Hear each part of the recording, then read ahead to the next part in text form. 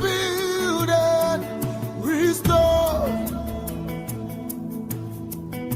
Where freedom reigns and truth prevails.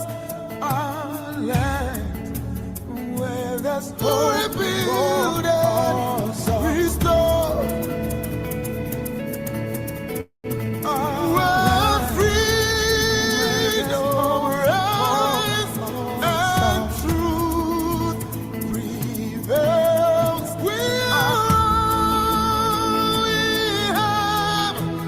We'll defend our land. We believe in this nation, and we know we'll get there. We'll defend our land.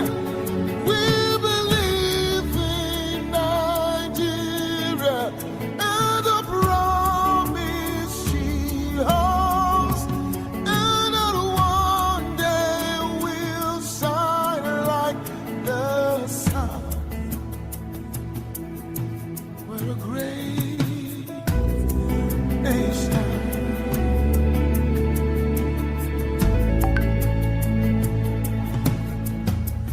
Though we are many people, different tribes, different tongues, we're united in our strength and resolve to uphold the honor of our land and for generations to come. And for generations to come.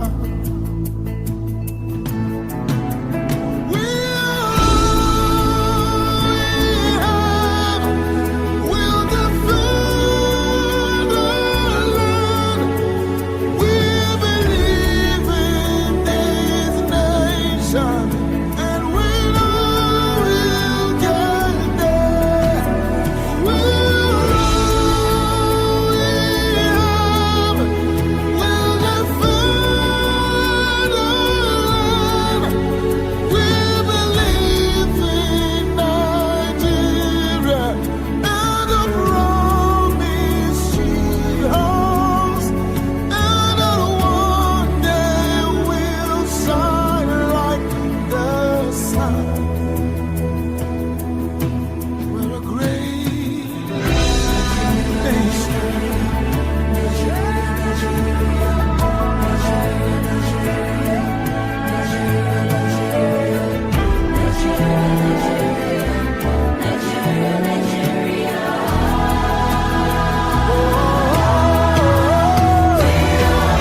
See, we only have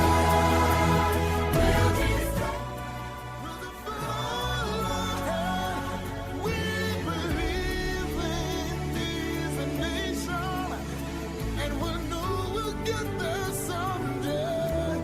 Can somebody sing with me? It's a federal land. We believe in this side. All right, good evening, everybody. If you can hear me, just drop a chat on the YouTube page, on the YouTube chat box. Just drop a chat. Let's know if you can hear me. Our team is actively working on the back screen to make sure that everything is okay. Just let me know if you can hear me. All right.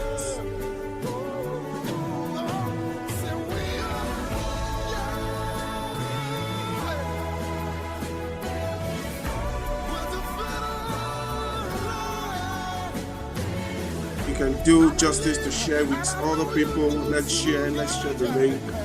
Let's everybody be partaker of what we're going to be having today. Our guest speaker will soon be joining us. He's called and we have spoken. So guys, let's sit back. Let's get set for another flight again. And you could do good to just relax and enjoy yourself with that music playing on the background.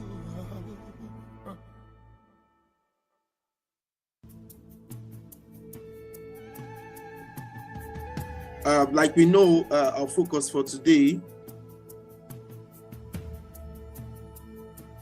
it's towards the job market and data skills, and our guest speaker is quite competent in what is going to be given out to us today. So please, everyone, get set. I have my pen already here. I have my questions that I would like to ask and find out. I believe it's going to be giving us figures, data, certain information that can guide and put us in a very good position to be able to scale up and upskill ourselves as it's concerned data skill in itself. So if you're a data person, get excited. Just get excited. Get excited, because definitely massive knowledge will be flowing out today. Like I said, we are having a very renowned person in the house today. He is the CEO of Jobberman, and he's going to be bringing sufficient knowledge, insight, and inside knowledge for us, guys. Come on. Please feel free to ask your questions. I really want you to do that. Feel free to ask questions. Have some thoughts ahead that will help you leverage on whatever he's saying, so that you can actually have questions to ask.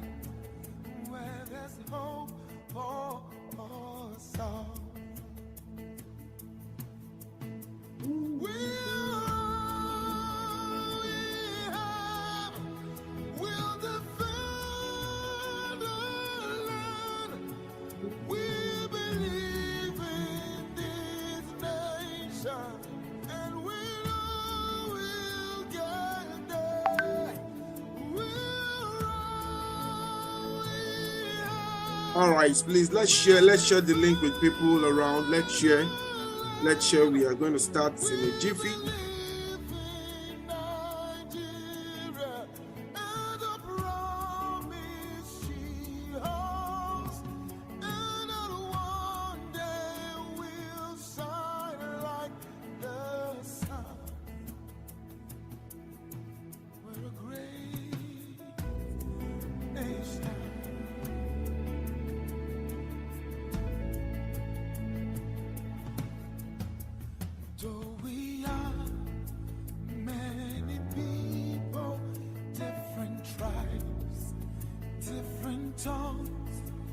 We're united in our strength and resolve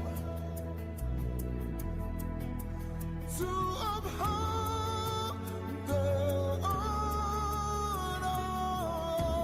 of our land and for generations to come.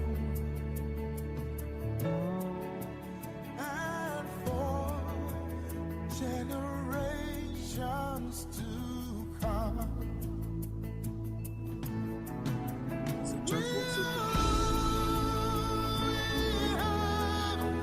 We'll defend our land. We believe in this nation, and we know we'll get there.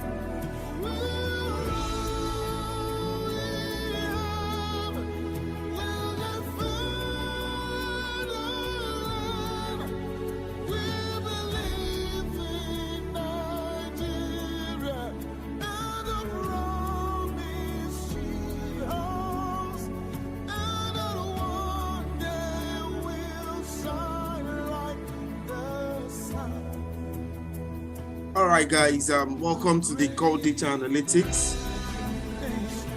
I believe everyone is set to take sufficient knowledge this evening, and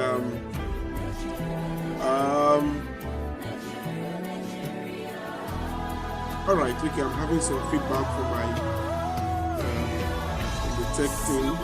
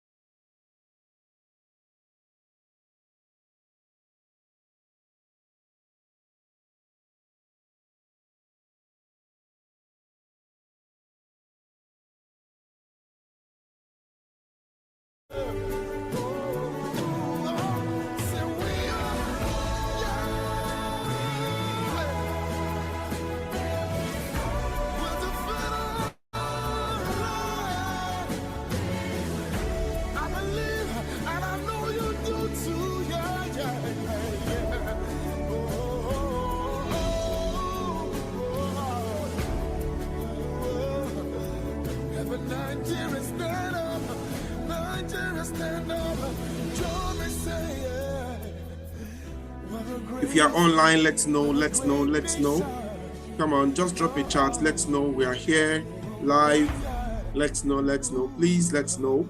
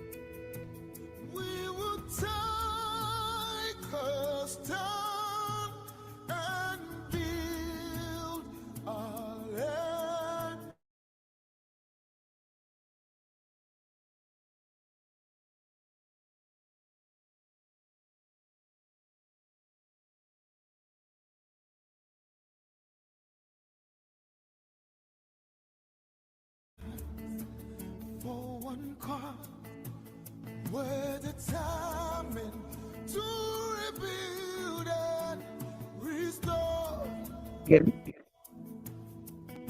Where freedom rise and truth prevails. So I can't hear you. Where there's hope for us all. Whoa, okay, can you hear me now? Oh, yes. Oh, fantastic. Wow.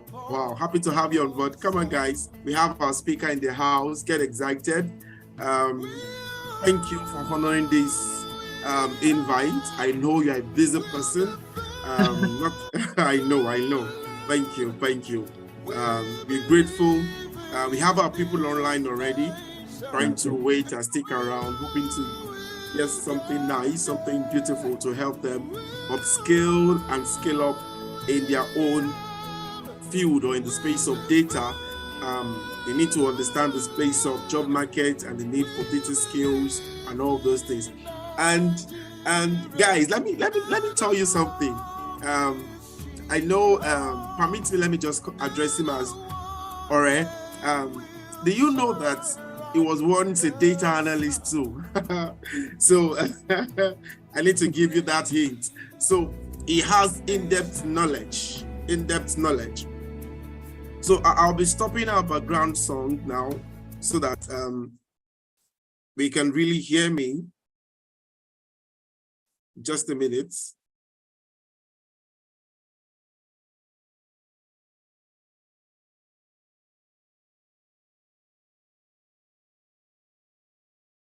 All right. So, like I said, guys, our speaker was once a data analyst. Well, do you grow out of touching data or crunching data somehow? But guys, he has sufficient knowledge, and he's a very humble person. I know he wouldn't want us to talk about a lot about his bios and profile and things like that. But guys, you can look him up on LinkedIn and get to meet him personally. Very, very gentle brother, and a friend. And guys, can you just welcome in the chat box? Let's just have you show your welcome. Say, let's know. Just say welcome, welcome, welcome, welcome, welcome, welcome. Thank you. All right, just to go straight to what we have today. In a few minutes, I'll just prep us and then I'll hand over to him. He will go ahead from there. So guys, this is the core data analytics. A lot of you on the line already know that this is the core data analytics, upscaling for global relevance. And some of the things that I just want to talk about is our visions and mission. Number one, this will help you or someone watching this video to know why we are doing what we are doing. And it's to prepare people for future opportunities through reskilling, upskilling, mastery at all levels, and to close the gap of people needed in the space of data analytics and data science field. And this is why we are doing what we are doing, having someone of this reputation on call with us today. This is what we are trying to achieve. Also, this is the problem around itself. There is a job shift going on already.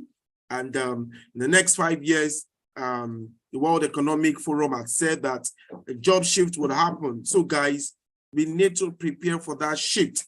And we don't want to be caught off guard. We don't want to be caught off guard at all. And that's one reason. And we are trying to prepare people for this global shift, people and organization as the case may be. A research was conducted by the American Statistical Association. They said 70% of business leaders in the United States will prefer job applicants with data skill. That's by 2021. So you can imagine backdating this to 2021, 70% of business leaders need people with data skill. And this is set to increase. Guys, come on. I want you to know that this has gone up. I was discussing with an HR friend and he told me that it is now about 85%. I'll need to vet that record. So guys, I want you to know that we are trying to close the gap of people needed in this space. So do your best to please listen. I have my own pen here to pay attention and let's juice in some things together. All right. And by way of intimating us again, our focus today is the job market and data skill. And here with us, we have Honorable Boye, a renowned voice in the job market. Thank you for coming on board. Over to you, sir. All right, thank you, Mr. David. Hi, everyone. So happy and excited to be on this meeting with you all. So my job here today is to encourage you, right? At the end of this conversation, right? My expectation is that you will feel encouraged as regards your choice of career and your choice of skill acquisition. And then in the course of doing that, I will also chip in my own career story, right? Because at the base or at the foundation of my career growth sits data. I would be doing a lot of disservice if I actually do not tell you my career story. So hopefully, everyone here will eventually be excited, right, about the career choice. So let's talk about the topic: job market and data skills. So I as Mr. David said, I'm a renowned voice in the job market, right? So I currently lead a job board, or should I say that in fact the biggest job board in Nigeria at the moment, right? So meaning that I have there's a level of visibility as regards demand and supply of jobs, right, to a large extent in the Nigerian market. And it is very correct, right, that more and more there is a need for people or for employees or candidates to have data skills, irrespective of even where you find yourself. Gone are the days where data skill was reserved for business intelligence analysts or business analysts or consultants, right? Data skill is actually needed across board. And what do I mean by data skill, right? Data skill pretty much is the ability to visualize and interpret trends. That's it. Your ability to visualize and interpret trends. Nothing fancy, nothing complex. But then if you check the foundation of my definition, you realize that it kind of covers and captures every area of data, right? Either data cleanup, data analysis itself, data visualization, machine learning, artificial intelligence, whichever way, data science and all. At the end of the day, what you want to get out, right, is trends and analysis. That's it. So it's increasingly important, right, that as an employee, or even if you're planning to start your own business, right, and the key or at the base of the success of your business or the success in your career, irrespective of where you find yourself, you actually need to know how to find data, how to visualize data, and how to interpret data. It is very, very important. And let me pick a random example. So sales.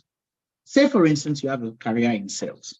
You're a salesperson. What you do every day is sell a certain product, right? It's very easy to say that, the core of your operation or the core of your day-to-day is sales. Everything you do is, I get information about the product, I get information about the client, right? And then I pitch the product to the client buys, end of story, right?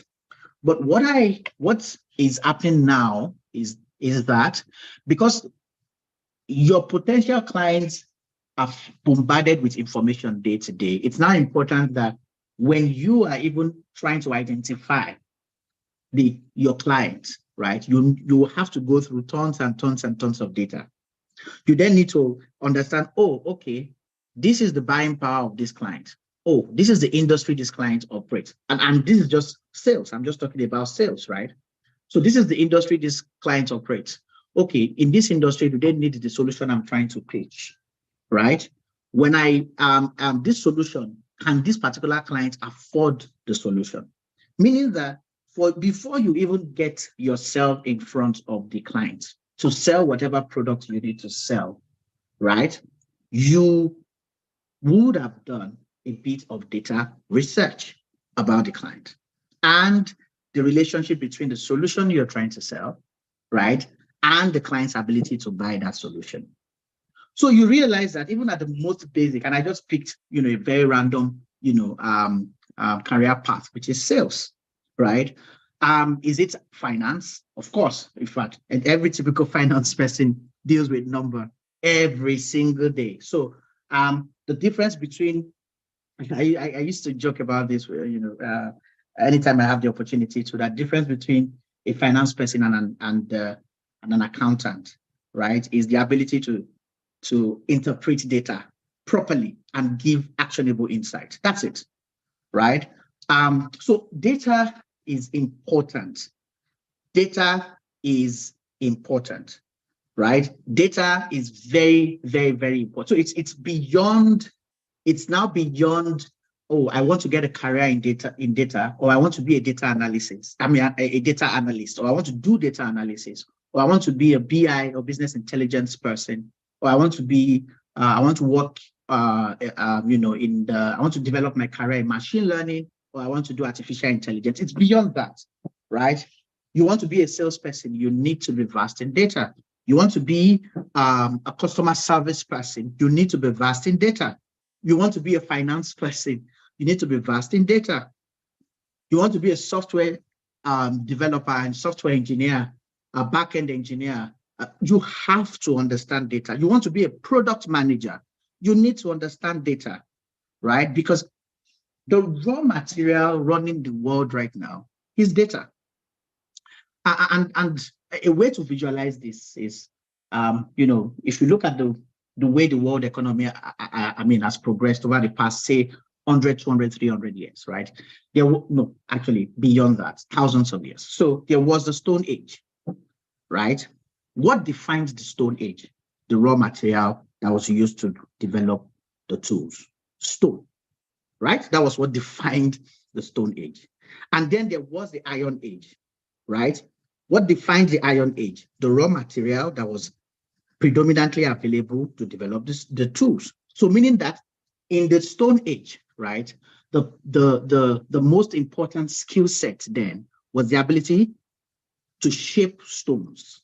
In the Iron Age, the most important skill set was the ability to shape iron, right? Then we got into the Industrial Age, right? Guess what age we are now?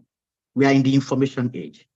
Information is data, meaning that the raw material, right, for any economy right now is data, information.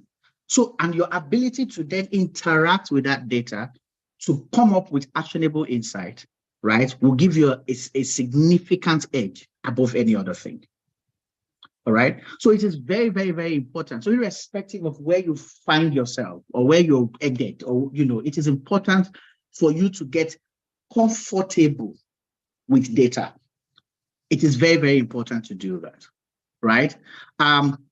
Data drives decision making. Look, today, we are in a very competitive business landscape. So any company that would want to hire anybody, or if you are even planning to deliver value, right? Data is a valuable asset for you, right? And why? Because it empowers you to collect, to analyze, and interpret. Right? Your ability to collect data, your ability to analyze it, your ability to interpret it, right? And then the final output, which is the value there, right, is in the ability to make a data-driven decision. Okay? That is what separates you from someone that is guessing and someone that knows what they are doing. Absolutely, that is the differential. So when people say that, oh, I have 5 years of experience or 10 years of experience in sales, for instance, right? The difference between you and that person is in the information that individual has gathered over the span of his or her career to make informed decision per time. That is what is called experience. Meaning that your ability to you have the ability to fast track your experience, right? If you get comfortable with data. Because what it means is that what that individual has now acquired over 10 years, if you are actually able to sit down and plan data acquisition and plan data analysis, and you're able to interpret data properly, you can actually fast track that same experience for yourself because you now have the knowledge to make decisions, right? And it's just important to understand that, I would reiterate this as many times as possible, right? And in this conversation, that it is beyond what you are trying to, build your career in. No, it's beyond that. It's beyond, I want to be a data analyst. No, anywhere you find yourself today in today's world of work, right? Your ability to interpret data and make informed decision out of that will set you apart significantly.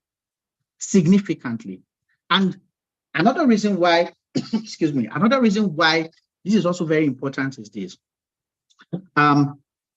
Companies competition, you have a lot of competition out there today. Like if you check the world today, I don't think there's any unique company that does, one thing. They are the only one doing that only one thing in the world. It's very rare. right? So it means that in any industry or in any category of companies, you will always find competition, right? Therefore, it is, what then sets them apart, right, is the wealth of knowledge, either maybe in the uniqueness of how they build their products and service, or in the uniqueness of how they understand their client base, or in the uniqueness of how they deliver their products and services, or maybe their pricing. Now, all of these things I've mentioned, right, they are still elements of data, all right? So you realize that your ability to then, the ability for you to really shine, right, in any space that you find yourself, right, is deeply rooted in your being able to, again, collect that data, analyze that data, interpret that data, and make data-driven decisions. Very, very important. Very, very important. So let me give you a quick snapshot of my own professional journey, right?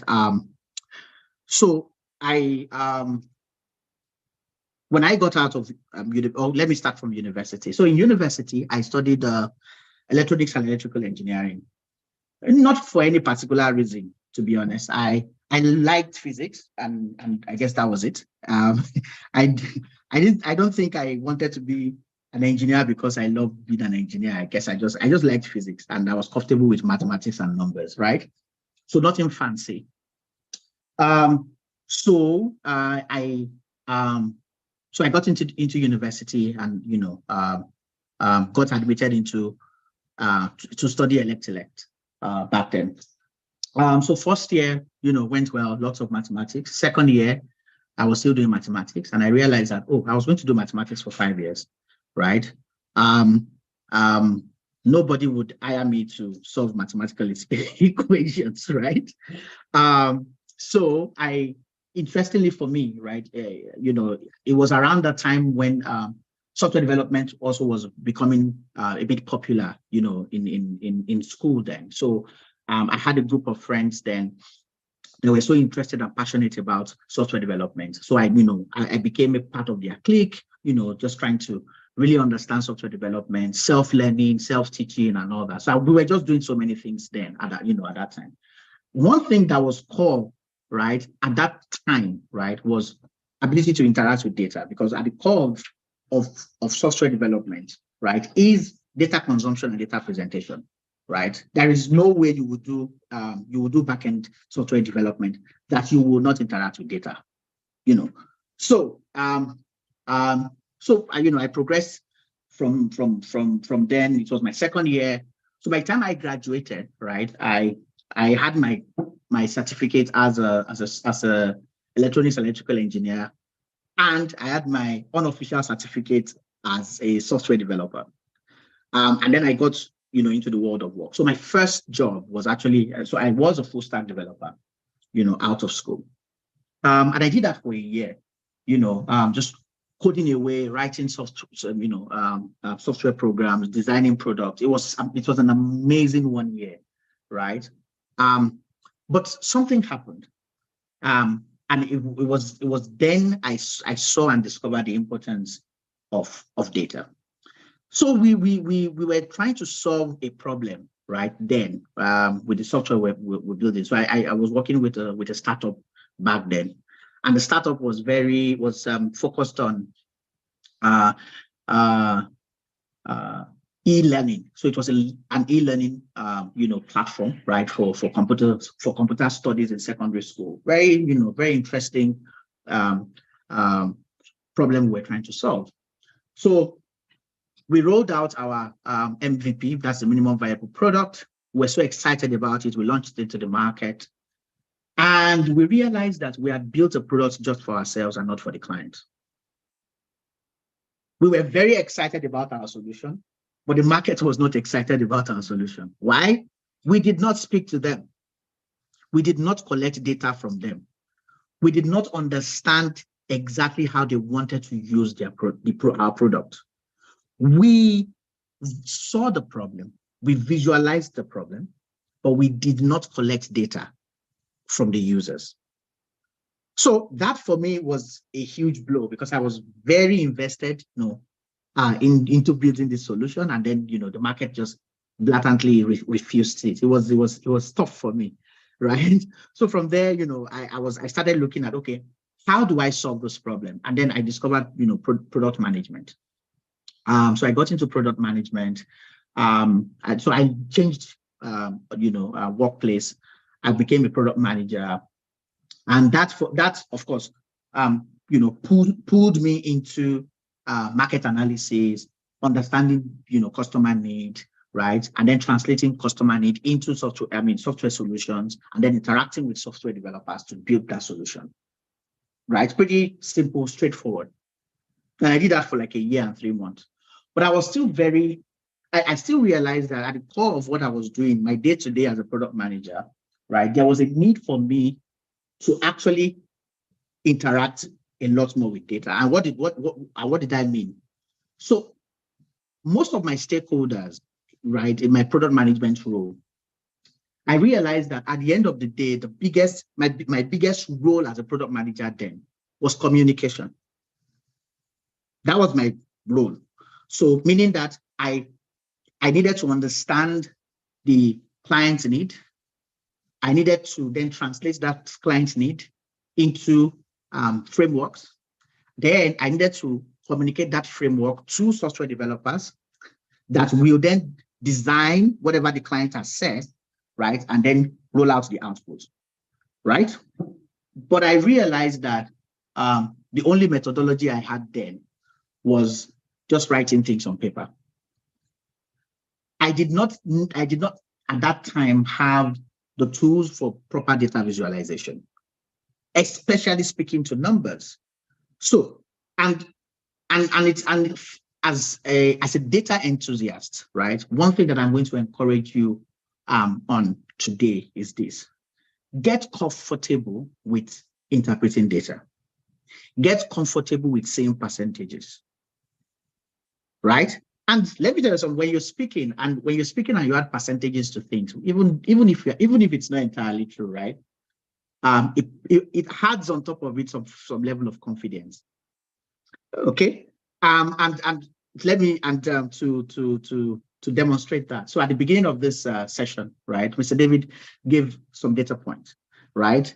I don't know if anyone can still remember that data point, right? About the need for data skills in the economy. 70%, nearly 70% of business leaders, and then he now said something after. I said that, well, that number would have changed now, and there's a need to validate, the new number. But the moment you saw 70%, you are able to immediately picture and say, obviously, a larger percentage, right? So large that it's 7/10 of the whole pie, right? Meaning that this is actually very, very significant. Now, the moment you are able to translate simple words like that into numerical visualization, right, it is a lot more appreciated, because he could have said that nearly all of business leaders prefer job applicants with data skills by 2021. Okay, how do you quantify nearly all of business leaders, right? But it's a lot different when you hear nearly 70% of business leaders prefer something, something, something. And that is how it goes. It's as simple as that, right? Your ability to get really familiar with quoting numbers and translating instructions and information into what can be visualized, right? That is the real deal, in having data skill set, right? It's amazing and fine to have all the technical knowledge, so all the Tableau, and Excel and MySQL and all those things. Amazing, amazing, amazing stuff, right? But the real value, right? The real value to anybody, to the market, to yourself, right, lies in your ability, again, I'm reiterating what I've said again, to collect data, to analyze data, to interpret data, and to make decisions. if whatever you are doing, right, does not have the elements of those four, you are still not there yet. Because at the end of the day, what is valuable to anybody that you're speaking to, right, is your ability to make decisions. Anyway, back to my story. So I did product management, and then I got a call from one of the co-founders of the company I'm working in now. So anyway, I'll go ahead and say it. So Jobberman. So I currently work with Jobberman, by the way. And so I got a call from one of the co-founders, and like, okay, we've got. I've done some work with them before prior to that time, right? And it was also like around data and all that. And at that time, I think Jobberman had about 1 million plus candidates on the database, doing a lot of transactions per time. There were quite a sizable number of employers also on the platform at that point. And also there was also commercial transactions also happening, on the platform. So there was multiple. There were multiple data points at that, and there was just a need for us to aggregate and start to visualize this data. So I remember having that conversation with one of the co-founders then, and was like, I need someone that would actually sit down to take a look at this data and help us visualize. That was all. And that was how I started my career in Jobberman. So I started then as a business analyst, and pretty much what I was doing, my day-to-day was very simple. I was connecting our business requirements using data, right, and tying it into our company's operations, right, and then recommending potential decisions, right, to the management team. That was it. So my job was very simple. Look at the data that is available. Look at the business operations that is ongoing. Look at what we want to achieve as a business. Give us your trend analysis and give us recommendations. That was it, right? So now, as a tech person that I've done software development, interacted with, I've done product management, interacted with external clients, spoken to software developers, understand, and I, of course, good for me, I also understood the technicalities of data analysis, right? It was a piece of cake, right? So I did that amazingly for 3 years, right? Just looking at, so because at some point I became the, how do we call it? The business oracle. Why? Because I had visualization on almost everything that was happening in the business, right? I knew what data was coming in from candidate interaction. I knew what data was coming in from employers interaction. I knew our sales data. I knew our operations data. I knew what our recruiters were saying. I knew what our CX team, I knew what they were saying. So it made a lot of sense for me to now combine everything together and say, look, this is where we want to get to as a business, but this is where we are. These are the things that we can do to get to where we need to get to. Guess what my next role was after being a business analyst? I became the Chief Operating Officer. What is the job of the Chief Operating Officer, right? The job of the Chief Operating Officer is to improve the day-to-day operation of the business, QED. Now, your ability to improve the day-to-day business, day-to-day working of a business or day-to-day operations of the business means you understand the current realities of the day-to-day, and you are able to connect that current realities to the future of the business. And your ability to do that falls within data collection, again, data collection, data analysis, data interpretation, and decision making. Okay, so it's very, very, very, very important. So this is beyond just saying, oh yeah, I want to be a BI person, I want to be a BI lead, I want to do this. Of course, I did in my whole career progress as as a business analyst, I did a bit of business intelligence. I was literally creating dashboards, like more dashboard and dashboards and dashboards, just to visualize all of these things, right? But at the end of it all, right, your ability to effectively recommend based off your analysis of trends is where the value is.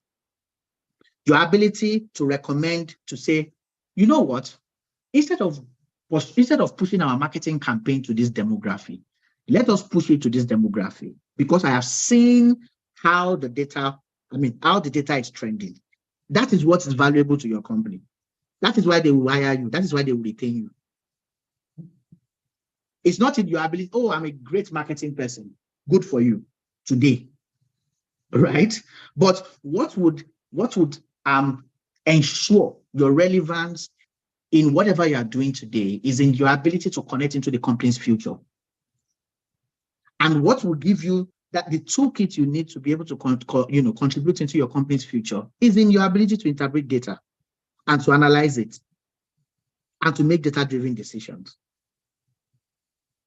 So I can say for a fact that a major ingredient that helped me so far in my career, right, from just being out of school all the way right to where I am today, right, sat on the foundation of data, understanding data, right, understanding data to a point where I can recommend business decisions. Now I've got to a point where I actually now make those decisions. So you can imagine my conversation with my chief operating officer now, or my conversation with my business analyst now, right? It should be, because these are things that I've done before, right? It's going to be very clear as day as regards, okay, this is where I want us to go, right? You tell me where we are, and then we point the trend to get into that future. That is your value to the company. The only reason any company would hire anybody, right? The only reason why a company will hire anybody is if they have found your value, finding relevance in their future. It is not necessarily always about the present. It is, okay, we have spoken to this guy, we have interviewed this individual, we have interviewed this lady, and we can see that in the future we are trying to get to, right, there is relevance. And the only way to get there is in your ability within your scope of career, your ability to collect data, to analyze data, to interpret data, and to make data-driven decisions. All right, it's been an amazing one. I'll take a pause here and hand over back to Mr. David and see if there are questions and comments that we can take. Yeah. Thank you very much. Thank you very much. Very, very, very, very, very beautiful nuggets there. When you were just talking, I just had to pen some things down again and again, like you kept on saying it. For me, I just gave an acronym like CAID, meaning that's the place of collecting, analyzing, that is to infer, bring out insights, and then the end is to give a data-driven decision. Very, very succinct, very, very succinct. So thank you very much, sir. So I want to ask some questions. So please, admin, please help us check the chat box. Let's know people that are dropping their questions so that we can bring them on board. Now, basically, for someone who wants to step into the job markets now, a data analyst stepping into the entry points, what can you tell those people? What can you, based on your insights of the in-house of the, I hope you understand what I'm saying. Someone who is just trying to step in like the entry point, what do you think you can tell them to help them upskill and or scale up? Good. Yeah. So I'll speak from a job connector's point of view, right? As a job aggregator, right? And as a marketplace for job, right? What is most important to anybody is the ability to gauge what you are capable of. Okay. And your ability to do that comes from your portfolio. Okay. So if, for instance, you want to if you want to get into a data analysis career, you should have a portfolio, right? To showcase your skill set. So skill set here can then be, oh, you know what? I know how to create amazing dashboards. All right. That is one, okay. Of course, it's beyond visualization. So if you can create amazing dashboards, that's fine. Can you then create amazing storyline around those dashboards? Okay. If I tell you, okay, you know what? Can you write me a proposal? So let's say, for instance, you're trying to get into the role of a business analyst. A business analyst you are pretty much like the in-house consultant, right? You are looking at the business from an operational standpoint and x-raying the operational stages within the business, right? And then you are driving and delivering optimization points, right? For those operational points, right? Now, what you need to your unique skill set, or the unique skill set for a business analyst, for instance, is not just ability to collect data or analyze data. It's in the ability to present data.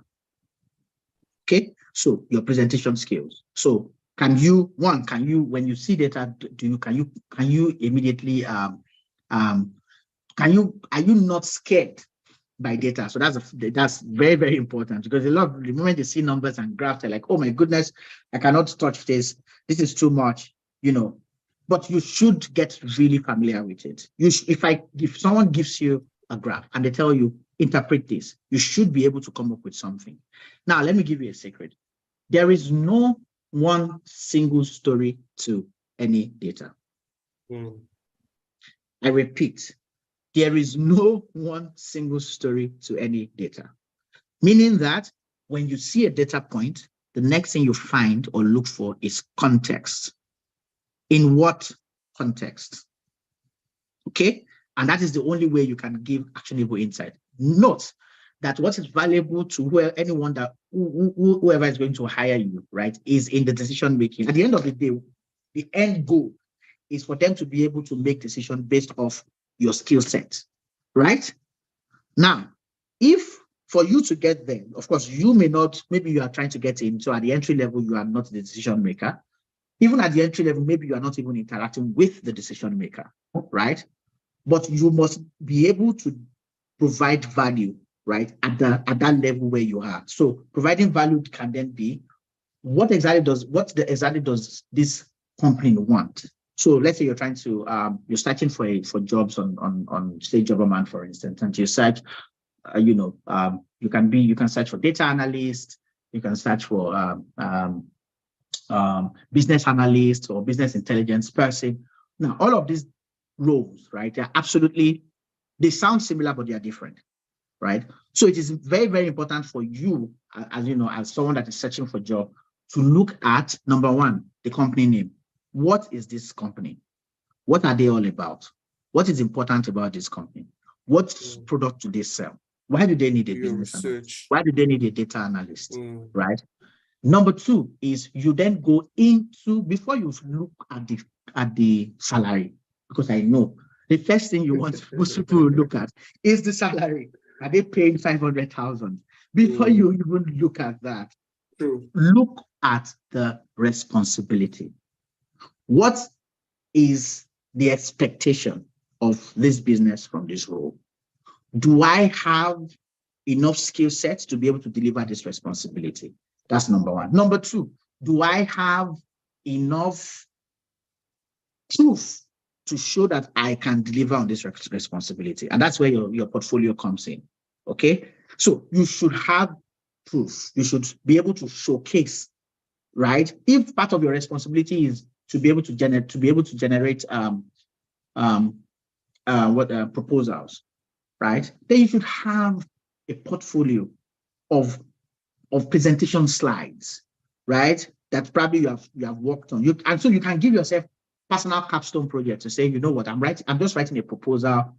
I'm not submitting it, but it's going to be in my own portfolio, right? And that proposal is going to be a summary of all the data points that you have collected, right, about a certain project or a certain topic that you're interested in, right? And pretty much what you are then showing in that slide is one, your ability to then collect data. So you are detailing very clearly, oh, for this problem, I got my data from this point, that point, this point, and that point. I cleaned it this way, right? And this were I subjected it to this following trend analysis. And these were my findings, and these are my recommendation. End. So understand the company, understand the responsibility, the job description and the responsibility, right? Ensure that you have proof, right, to be able to deliver that responsibility, which is a function of your CV and your portfolio, right? Then you can check the salary. And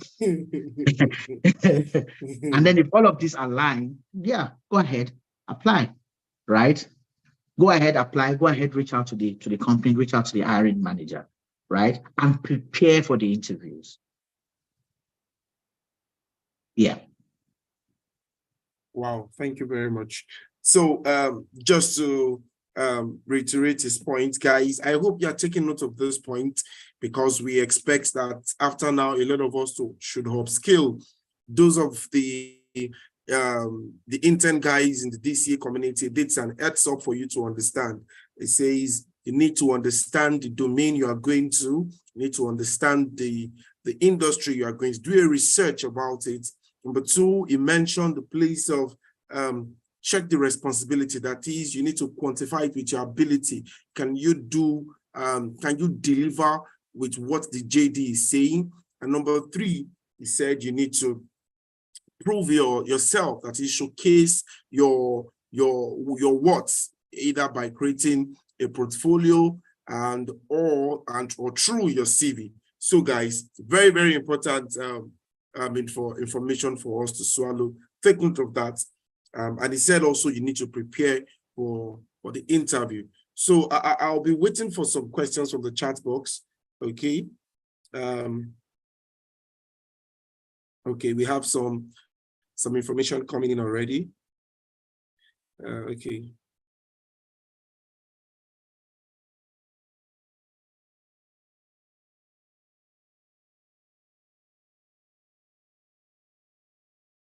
So, all right. So it says, how do you get comfortable with data? How do you get, I think maybe you mentioned something like get comfortable with data. How do you, maybe numbers? So yeah. So how do you get comfortable with numbers?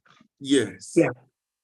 So the first thing to do is to, I mean, the pathway to doing this is to interact with the end product of data.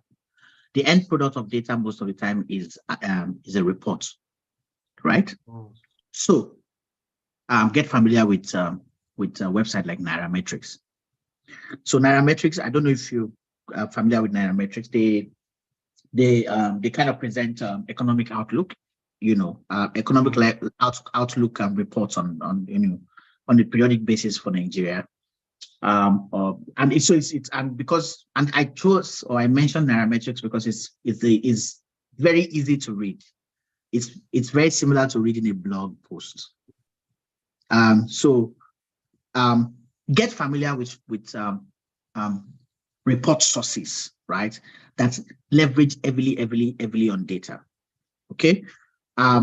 Then what that would do for you is you are able to appreciate, right, what your knowledge of data would bring to you. So because what that means is if you are familiar with all this reports and all this output, it's just like let me give a scenario here.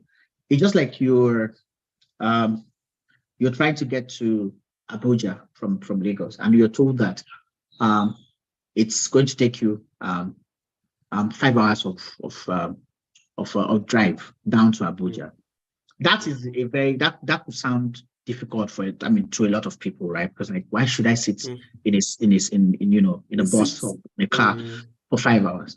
But then what will then encourage you, on that journey is the picture of Abuja in your head, right?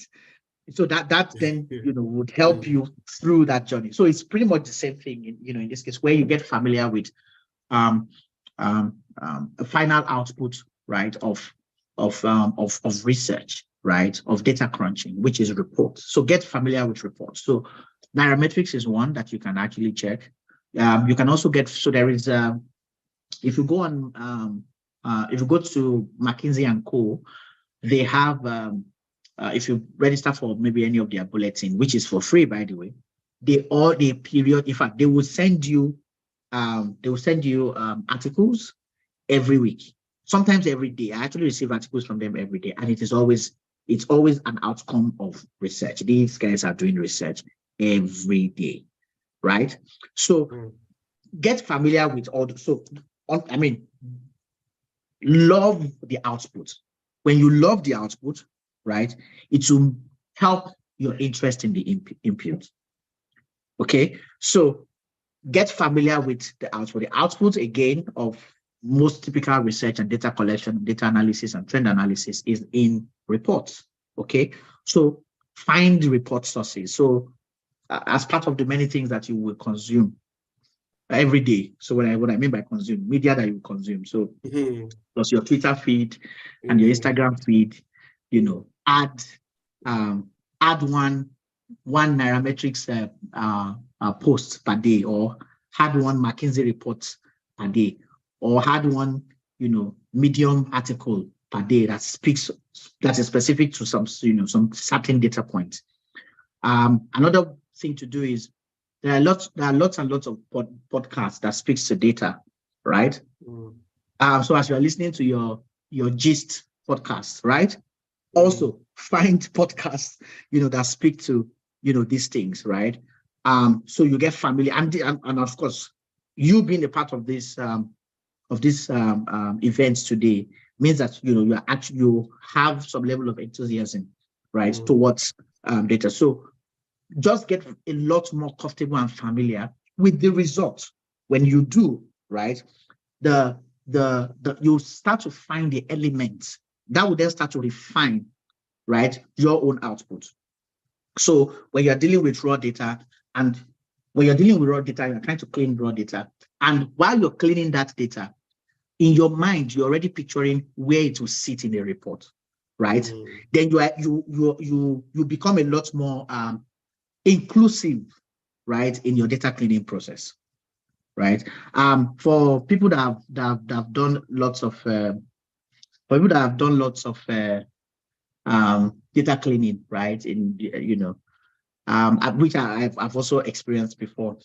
Sometimes when I'm given data to work with and I need to clean it up, if I don't have the context to where the data will be presented, it can be a problem, because I will only then clean the data based off what I know. And then someone will now tell you, oh, is it possible for us to get this demographic data? And I'll be like, yeah, but I didn't clean it that way.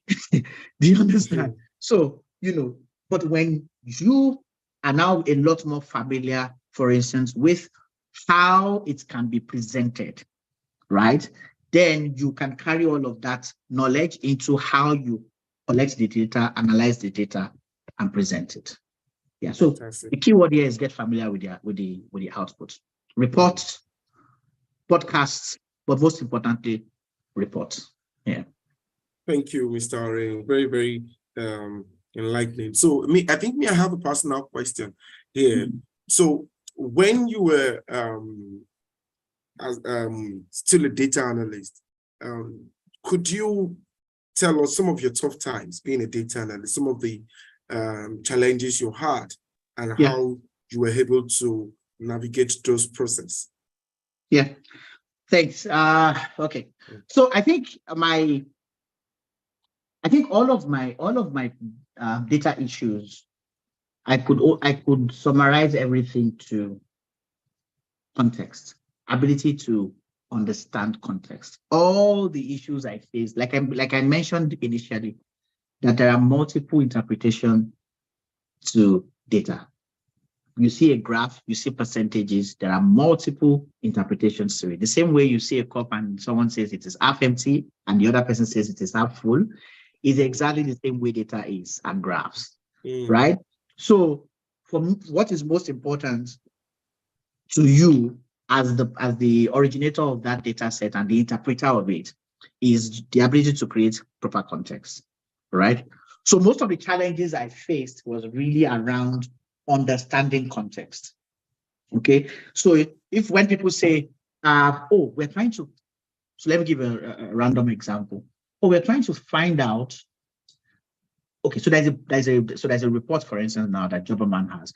Speaking about reports, just let me digress a little bit. Speaking about reports also, if you want to get familiar with reports, if you can actually go to jobberman.com/research, jobberman.com/research. So we actually have a business unit within our organization that is, focused on research, right? And they come up with amazing reports. So you can also go through just to get familiar with how data is presented, how reports are presented, and how it can be useful for you. So back to answering the question.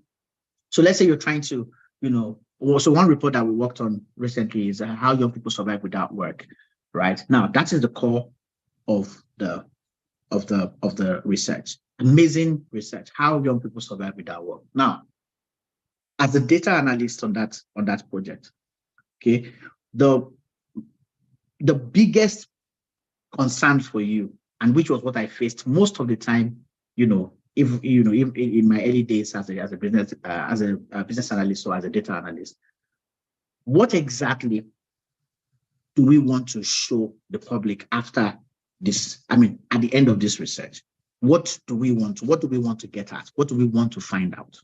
Okay, that is now what is supposed to determine the amount of data you collect, because sometimes you can run into what I call data overload, where you then have lots of data sets, more than what you need, and then you are lost. You're just lost in it. All right. So context is very, very, like, is at the base of most of the issues that I face. So from data overload to sometimes not having reliable source of data, right?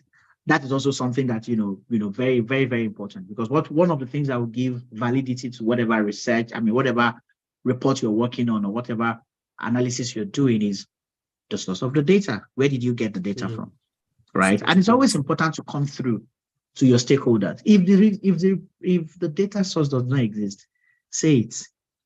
Don't manufacture it. Just say it. Like, hey, this data source does not exist. However, and this is where value is. However, these are the things that we can do to collect the data. Okay, so data overload was one thing that I struggled with, in the early days. Context was what fixed it for me. Data shortage was also something that I struggled with. Context, again, was what fixed it for me. That's the ability to, okay, before we even get started, these are the data points that we'll need. This is what will be required to create a robust report, right? Oh, we don't have enough data points. Can we then get enough data points? Okay. And then maybe sometimes communication. In fact, yeah, that's a big one also, communication, because your ability to then translate the numbers into a storyline is a skill set. You need to learn that, So it's one thing for you to be able to design amazing dashboards, beautiful dashboards, clickable, interactive dashboards.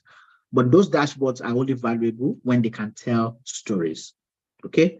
Story is what is important to your stakeholder, right? Because your stakeholder is going to go and tell his or their board story.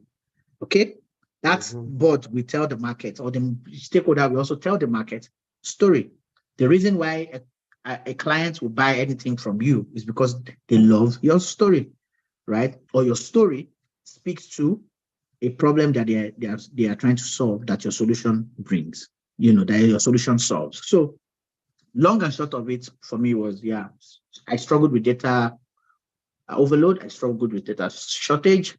Both of those I fixed with context and then also communication. So translating data, the number, the dashboards, the graph, into stories, right, that my stakeholders could interact with. Yeah, thank you very much. Just something to just hint you guys. So they say the secrets of great men are sometimes in their story. So like I heard you talk about trying to come out clean, and that's played something in my head. So you said something like maybe you didn't have access to a particular data source or data point, and you need to come out to the stakeholders, you need to come out clean. But there's something valid you mentioned next. You said, however, there was another proposition, that is, you proposed something else. You didn't just come and just say, I didn't, this is not doable, this is not, yes, you still, so guys, please take note of that. You still need to come up with something on the table. So we don't just want to rest on that. So that's another nugget for me to take home. So guys, let me see if there are any more questions on the group chats. Okay. No more questions. I'm not seeing any questions again. I don't know. So admin, please, if you can see any question, help me drop it. Help me drop it if you can see, so that I can. We are about rounding off. Been an awesome time already. Really educative for me. Really educative for me. Okay.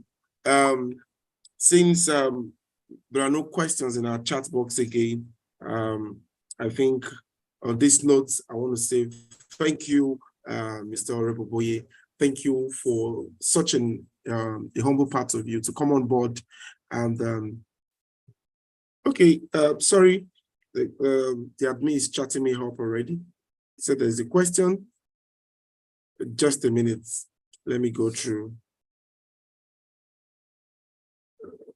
Okay. If you can drop it on my personal chat, so I appreciate that.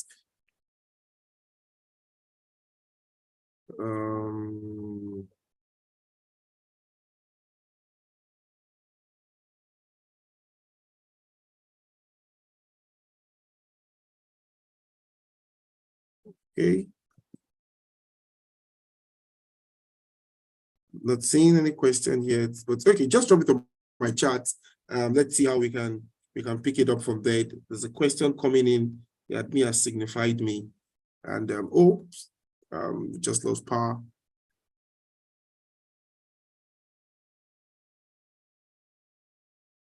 All right.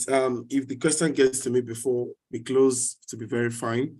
I'll take a few minutes to ask to read those questions out so that we could answer it for us before. So.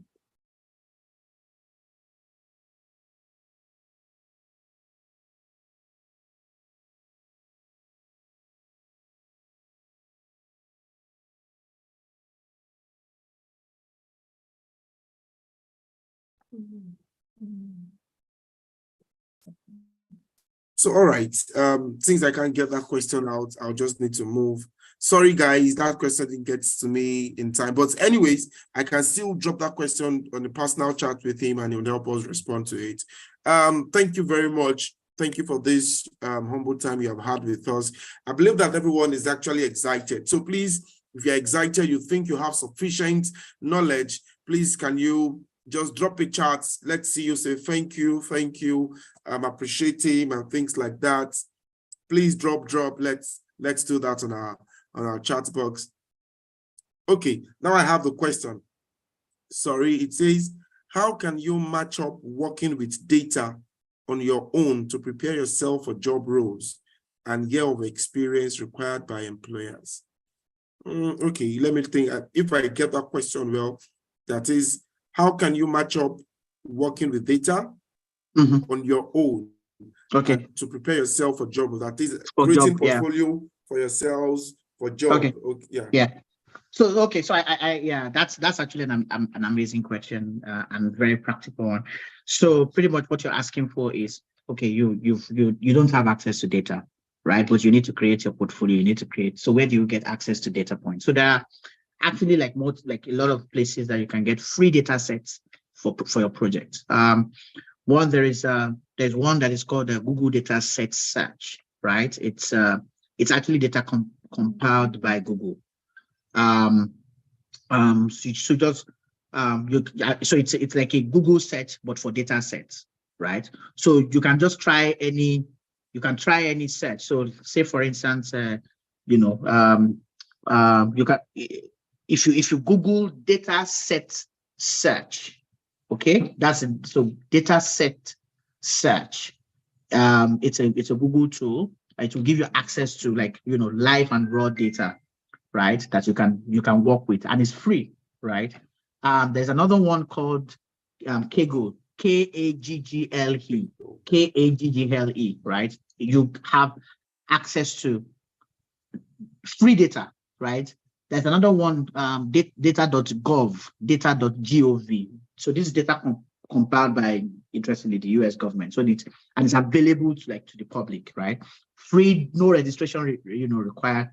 Just tables, you just see tables of data that you can then interact with and form and create dashboards for, right? For your own consumption. I think lastly, there's also this one called datahub.io, right? Same thing also, aggregates mass of data points, right? So you can then, select and say, oh, this is the data point I want, say for instance, the effect of COVID-19 on the world. Give me data points on the effect of COVID-19 on the economy, something like that, right? Then it gives you like different data sets, and then you can, interact with it to create your own dashboard, and they are free. They are free. So you don't need to pay anything, and you can use that to power your dashboards. Yeah. Thank you very much, sir. So another question just dropped in. Please, sir, how do I learn how to make recommendations and meaningful projections from data? It's an art. It's an art. You have to practice it. Yeah, it's not it's an art. So and it's the same. I'll give you the same answer I gave about how to get familiar with data, right? If the only way to be great at presentation and slides is to get familiar with presentation and slides. Yeah. I think I was only able to do that properly when I also started interacting with presentations and slides. Okay, so what do stakeholders want? They want a summary. They don't want words, right? They don't want multiple words on their presentation slide. They want something catchy, punchy, and straight to the point, right? So your ability to then develop that and say, oh, I want to know how to make recommendation and meaningful projection from data, definitely will come from also looking at already existing recommendations, right? And that goes back to reading research papers, that goes back to reading reports, that goes back to reading report articles, all right? That is coming directly from deep research, right? Then from there you learn and you see the heart and the hacked, right, of writing and coming up with these recommendations. Okay, so it's an art. It's not just something that you will learn one day in a class and then you move on. No, you actually need to.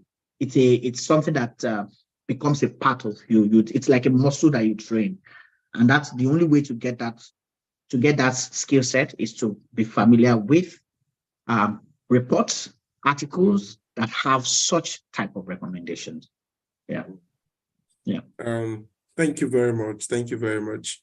Okay, I can't see any question again. There was a question in my mind. Somehow it's okay. Yeah, good. Now, how do you think a data analyst, despite the fact that you have your profile in your LinkedIn, as it were, your profile, your profile. So how can a data analyst, I'm saying this because of the community that we have on ground, because over time, we're trying to tell them, do this on LinkedIn. From the recruiter's perspective now, how do you think what do you think would attract, even if you're an HR person, check through your LinkedIn, aside your profile? I know people have those Udemy courses, Coursera, you have them packed up in your profile and all those things. But how best do you think with data analysts should utilize their posts, their space generally on LinkedIn? All right. So the best way and a recruiter will find you is through your profile. The best way they will find your profile is through keywords. The recruiter has a repository of what? Multiple people, right? And multiple profiles, right? So meaning that, first of all, your profile should exist in those databases, right? So Jobberman, LinkedIn, wherever, you should ensure that you have your profiles in there and they are up to date consistently. Then after that, what the recruiter would do is to search for keywords. That's it, right? So what keyword, for instance, will a recruiter search for if they are looking for a data analyst? So what keyword are they looking for? They are looking for data analysis. So meaning that data analysis should feature one way or the other in your CV or profile. Data visualization should feature. Statistical data analysis, statistics. If you are going into like the core technicals, you can say, R programming, SQL, Tableau, Power BI, right? Those are keywords, right? MySQL. So those things, those keywords must definitely feature in your profile. If they don't, then it becomes difficult, because what a recruiter will do, a recruiter will not say, I am looking for David Akinboyewa, who has, no, that's not what the recruiter would search. The recruiter will search data analyst, Power BI, data visualization, data presentation. Now, what the tool would then do is, or the platform where you've uploaded your profile, what they do is combine all of those keywords that exist within the numerous profiles that have been submitted and present it to the recruiter. And the recruiter says, oh, okay, this matches or this does not. So it is important, right, for you as someone looking for a role in that space to ensure that you have the right keywords for that space in your profile. That's the best way to be noticed, right, by a recruiter at the very first level. Yeah. And of course, there is also the place of you also actively applying. Yeah. So actively applying, put in the application, one thing I've noticed, many times people say, I applied on your platform and I didn't get anything, and then I moved on and I asked, how many times did you apply and to how many jobs? Right. And it's very important to note this. Like, look, it's competitive, all right? But it is not even a competition at all if you are not participating. You're not even, like, if you're not participating, you're not even there. So meaning that if your application is not even submitted, you are not even considered, you're not even seen, all right? So it's important, like, apply, keep applying. Yes, you have applied to multiple. Yes, keep applying. All right, because you apply, you optimize. You apply, you optimize. When you apply, you get a response or you don't. If you get a response, good for you. Okay, then you take the feedback from the response to optimize what you have. Okay, if you don't get a response, okay, but it's not entirely wasted because at least you participated. Yeah. Wow. Thank you very much, Mr. Ore. Very, very big response. Thank you for addressing our questions. We're grateful. I can see the admin trying to signal me that someone is quite engaging because the chat is quite filled up. Comments are going on. And okay, I think I see something on Signet Royal or something. Help us out with that. So we'll take this last question. Thank you. I know you're a busy person, but I know this amount of time you're giving to us is very, very, very, very critical. So we really appreciate it. And I think we'll just take this last question. Thank you. And we'll move. It says, I have had many people say, why applying for job, add portfolios to your resume. I have tried searching for what a data analyst portfolio should look like. Please, what should it look like? So a data analyst portfolio should contain the following. One, a visualization of your data. So meaning that you have a dashboard that you can host somewhere. All right. A link to that dashboard is your portfolio. Or you say, for instance, you go to Kaggle, for instance, and then you found a data, you found maybe like a data point that you could use. So say, let me give you an example. So there's this data point on Kaggle that speaks to psychological effects of COVID, right? The data set has how many? It has over 20 columns of data, right? The size of the data is in CSV, about 134 kilobytes. So it's not a lot. And then it's got demography, so it's got age, gender, occupation, line of work, time before that. Time working before pandemic, what is like working within the home environment, increase in productivity. Like, it's very robust data. Now you can take that CSV, right? Download it, create a dashboard for it, a visualization dashboard for it, right? Host it by yourself and then put a link to it and write a presentation out of that dashboard detailing recommendations, for instance, to e.g. the Nigerian government on the psychological effect of COVID. Put the link to that so a portfolio can be a website that has a link to your work. And the same way for a graphic artist. So a graphic artist will tell you, my portfolio, is a website that has link to some of the projects that you've worked on. Same thing for a data analyst. So you can host your projects, on different things. So if you have a dashboard created, for instance, on using Google BigQuery or whatever you use, or Power BI, right? You can create a public domain for it, right? And link it to your website. So you can have your website that says www.davidakinboyewa.com, right? The homepage talks about me, and then the sublinks within that website then speak to, psychological effect of COVID, right? Using data from Kaggle. Bam, you click it, it takes you to the dashboard. That is your portfolio. Yeah, so there's no specific format to what your portfolio can be. Yeah. Thank you very much, sir. Yeah, you could use you could also have a GitHub, or you have a website. You might not need to have a full-blown website, perhaps because of cost of maintenance. You can do these Wix, and definitely Wix.your name. You won't have full right access.com and all those removing their name, but once it has Wix or something, David Akinboyewa, you have your template there, upload something. Yeah. So guys, we'd like to close the curtain here. Sorry, we might not be able to take a lot of questions. It's been engaging for me, guys. I can show you my notes. So just, if you can see on my camera, see my notes. Because I think I have 2 pages. Yeah, almost. Yeah. So guys, I hope you have been penning down something. Massive knowledge have been dished out to all.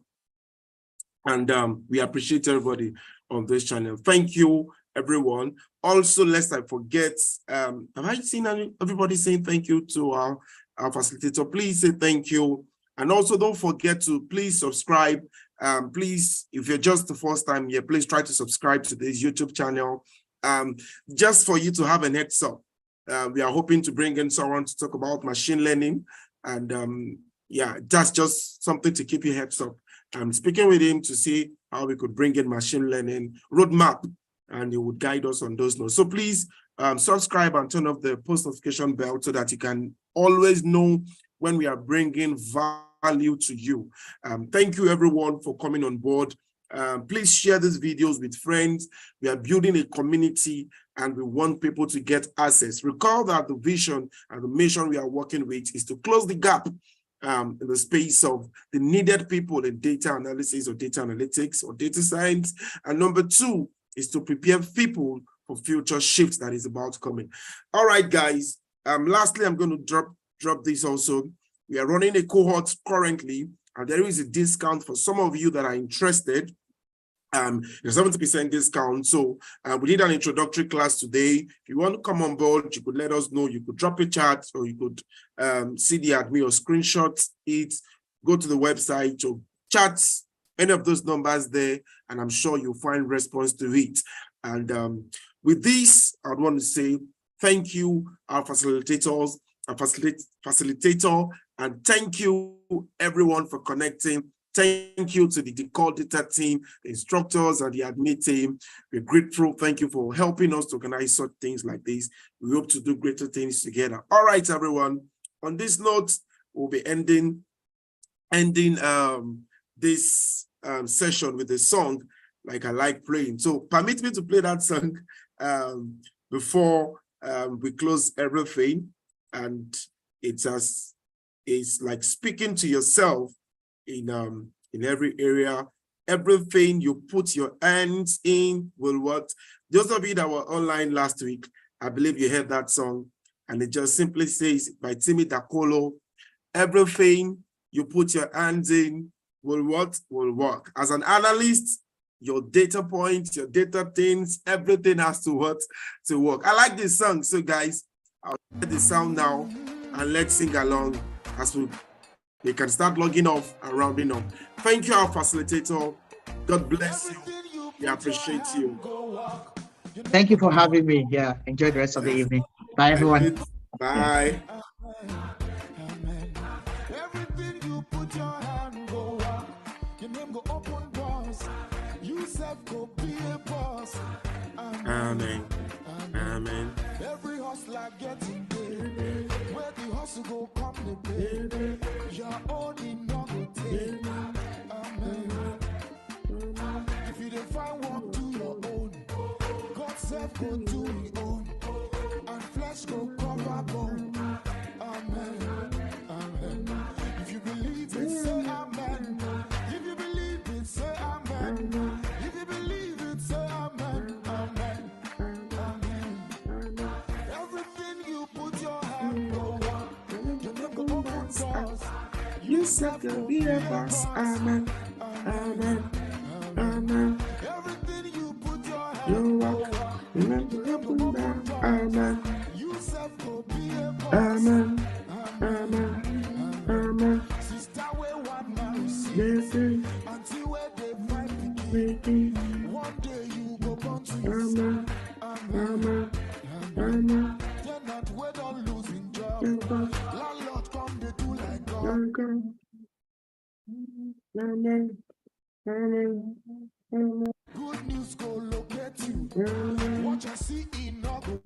Amen. Amen. Amen. Amen. Your work. Remember up and down. Amen. You said. All right, everybody. Take care of yourself.